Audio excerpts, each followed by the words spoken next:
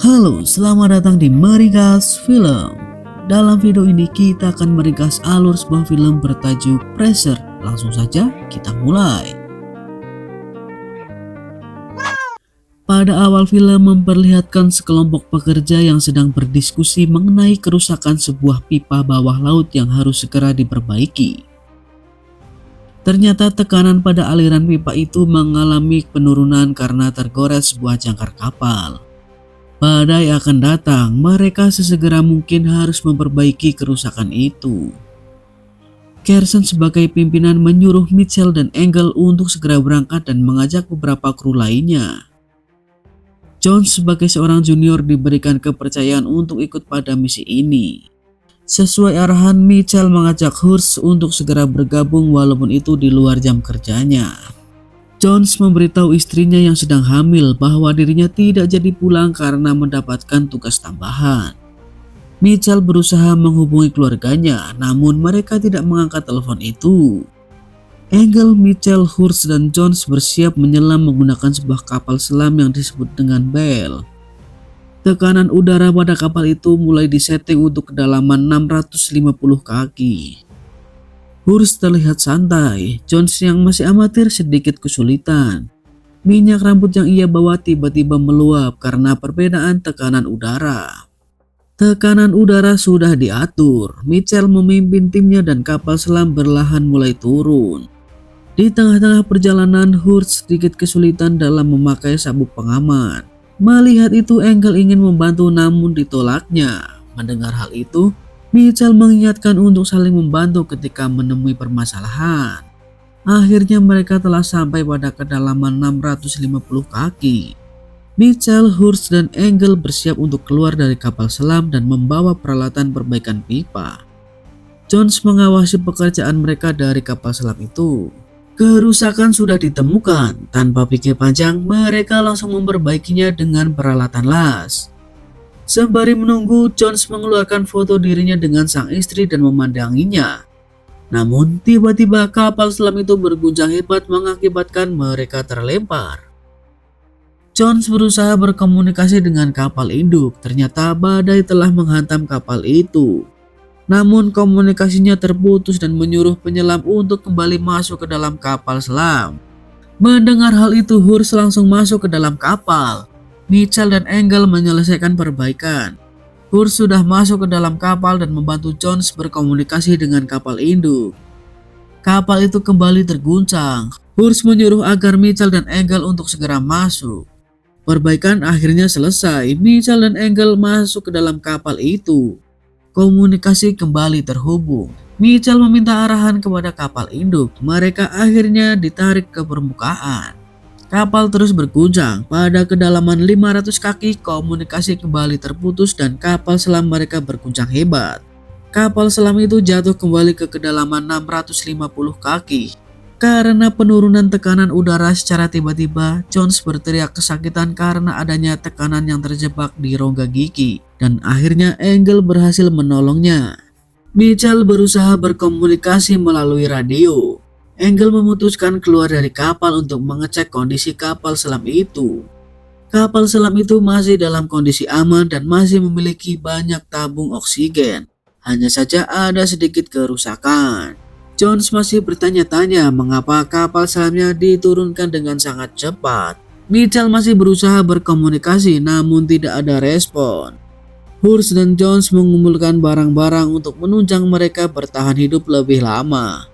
Ketika Engel pergi untuk mengecek tali pengaman, ia dikagetkan dengan kondisi kapal induk yang sudah tenggelam dan dirinya melihat Kersen dan beberapa awak kapal yang sudah meninggal. Mitchell, Hurst, dan Jones menunggu dengan khawatir.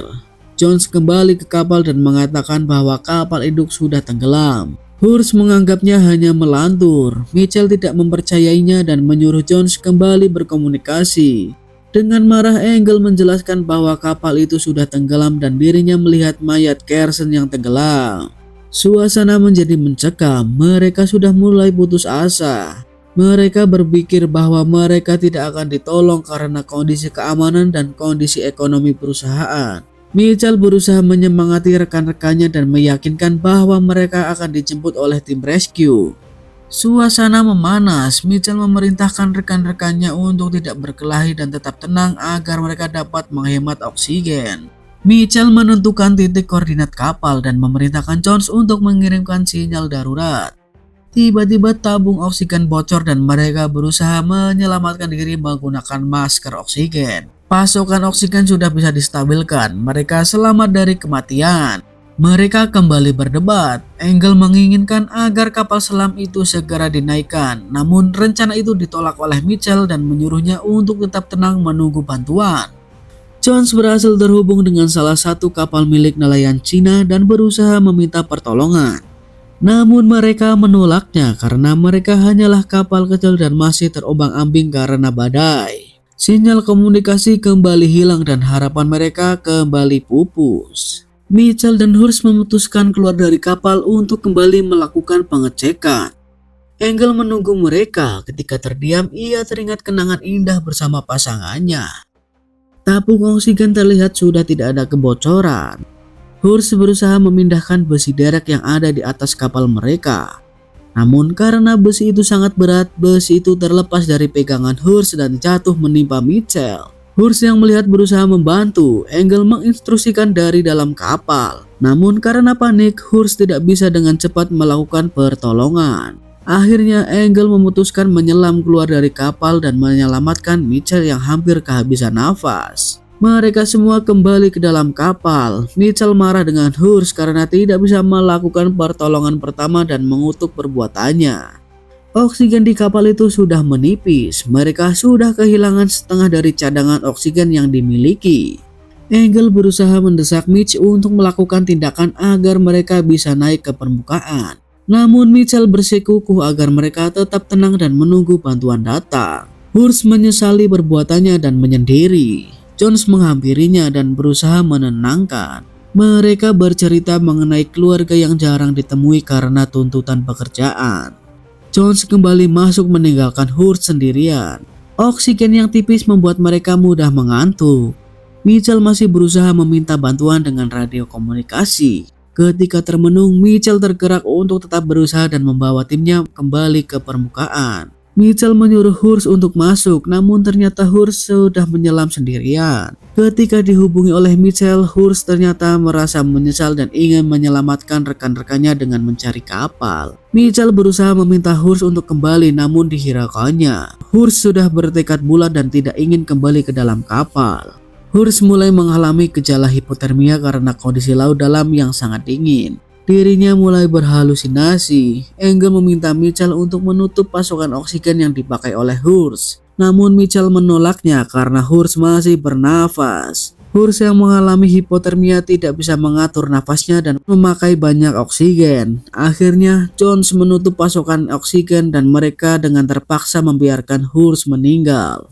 Mitchell, Engel, dan Jones bertahan hidup dengan sisa oksigen yang menipis. Mereka menghemat pasokan oksigen dan membuat Jones berhalusinasi. Jones disadarkan oleh Mitchell, dirinya seperti sudah putus asa dalam posisi itu. Jones menceritakan kekhawatirannya kepada sang istri yang sebentar lagi melahirkan. Mitchell berusaha menenangkan dengan bercerita pengalaman saat istrinya melahirkan. Tiba-tiba alat penghangat mengalami kerusakan.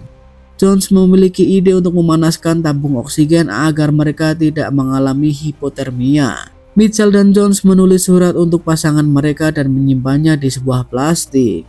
Mereka mulai menerima kenyataan. Radio komunikasi tiba-tiba berbunyi. Ternyata sinyal yang mereka kirim ke kapal nelayan sudah diterima oleh pihak militer. Ternyata pihak perusahaan tidak berusaha mengevakuasi mereka. Mereka mengirimkan titik koordinat terakhir agar lebih mudah ditemukan oleh regu penyelamat. Penyelamatan itu membutuhkan waktu yang panjang, sedangkan oksigen hanya bisa untuk bertahan 1 jam ke depan. Engel memiliki ide untuk melihat kode pipa untuk mengetahui lokasi mereka secara pasti. Walaupun terlihat mustahil, namun mereka tetap berusaha agar lebih cepat ditemukan. Engel memutuskan untuk kembali menyelam. Jones berusaha menjaga temperatur dengan memanaskan tabung oksigen. Mitchell memberikan instruksi kepada Engel. Mulai menjauh dari kapal, Engel menemukan sebuah pipa. Jones dan Mitchell mengarahkan ke pipa yang lain. Engel menemukan banyak mayat, dirinya mulai kedinginan. Namun gas yang dipakai untuk menghangatkan tabung sudah habis. Engel melanjutkan pencariannya. Tali pengaman sudah tidak bisa diulur lagi. Tiba-tiba Mitchell kehilangan komunikasi dengan Engel. Melihat hal itu, Mitchell berusaha menyusul dengan kondisi oksigen yang sangat tipis. Mitchell menemukan Engel yang sudah tak sadarkan diri. Namun Engel berhasil menemukan tabung oksigen. Mitchell membawa Engel kembali ke kapal. Mitchell berusaha melakukan pertolongan pertama. Jones memasang tabung oksigen yang mereka bawa. Engel akhirnya kembali tersadar. Karena aksinya mereka memiliki 2 jam waktu tambahan. Pihak militer kembali menghubungi melalui radio komunikasi. Mereka mengatakan bahwa mereka membutuhkan waktu 90 menit untuk menemukan mereka. Karena pihak perusahaan sudah menutup peta dan bangkai kapal yang menyebar membuat mereka sulit untuk terdeteksi. Akhirnya mereka berusaha untuk berenang mendekati permukaan dan menyalakan suar agar bisa terdeteksi oleh pihak militer. Mitchell menawarkan diri untuk melakukan itu. Sebelum menyelam, ia menitipkan surat kepada Engel. Melihat itu, Engel bercerita trauma yang ia alami bersama pasangannya yang terjebak dalam mobil yang tenggelam. Engel meminta Mitchell agar kembali secepatnya setelah misi selesai. Mitchell keluar dari kapal dan menuju permukaan. Awalnya, Mitchell dapat melakukannya dengan baik. Saat tali pengaman sudah tidak dapat diulur lagi, tiba-tiba ia panik dan tidak bisa menyalakan suar. Mitchell menyadari bahwa di sekelilingnya terdapat banyak ubur-ubur. Mitchell terkena sengatan ubur-ubur dan tanpa sengaja melepaskan suarnya. Engel menyuruh Mitchell untuk kembali ke kapal, namun Mitchell memutuskan untuk melepas tali pengaman dan berenang mengejar suar yang terlepas. Akhirnya suar berhasil dihidupkan walaupun harus merenggut nyawa Mitchell. Mendengar Mitchell yang sudah tidak dapat dihubungi, Engel meminta Jones menghentikan pasukan oksigen. Jones mulai frustasi dan memberontak. Melihat itu, Engel berusaha menenangkan Jones. Engel dan Jones sudah tidak memiliki harapan. Mereka berpikir Mitchell gagal menyalakan suar. Namun tiba-tiba pihak militer menghubungi bahwa mereka sudah menerima sinyal suar dari mereka. Oksigen semakin menipis. Pihak militer memerlukan waktu untuk evakuasi. Engel memutuskan untuk mengapungkan kapal selam sebagai jalan terakhir mereka. Setelah disetujui oleh pihak militer, mereka bersiap untuk mengapungkan kapal selam. Kapal selam perlahan mulai naik. Perbedaan tekanan udara membuat mereka sedikit kesusahan. Saat berada di kedalaman 170 kaki, kapal selam mereka terhenti. Ternyata tali pengaman itu tersangkut pada runtuhan kapal induk. Mereka berencana berenang menggunakan sisa oksigen yang ada, namun hanya ada 1 alat selam yang tersisa. Jones hampir mengakhiri hidupnya, namun Engel menyuruhnya untuk menyelam dan meyakinkan bahwa dia akan berhasil. Jones awalnya menolak, namun Engel berhasil membujuknya. Jones berenang ke permukaan dengan hati-hati. Engel mengarahkan dari dalam kapal selam. Jones mengerang kesakitan karena adanya tekanan udara yang sangat tinggi. Namun, Engel menyuruhnya agar tetap berenang ke atas dan melepaskan alat selamnya. Alat selam sudah dilepas oleh Jones. Dirinya berusaha berenang ke permukaan dengan kondisi mulut yang terus mengeluarkan darah. Akhirnya Jones berhasil sampai di permukaan. Engel mengabarkan kepada pihak militer. Kondisi kapal selam sudah mulai terendam oleh air. Jones berhasil diselamatkan oleh pihak militer dan diberi pertolongan pertama. Oksigen menipis, kapal mulai terendam air. Engel sudah pasrah akan hidupnya.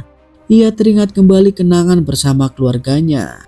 Engel berusaha keluar dari kapal selam dan berenang menuju permukaan. Walaupun sudah bersusah payah, namun Engel tidak bisa menjangkau permukaan dan tenggelam. Pada akhir film memperlihatkan Jones bersama istri dan anaknya sedang memandang kosong lautan di mana tragedi itu terjadi. Bagaimana menurut kalian tentang film ini? Tetap dukung channel ini dengan like, komen, dan subscribe. Sampai jumpa di video selanjutnya.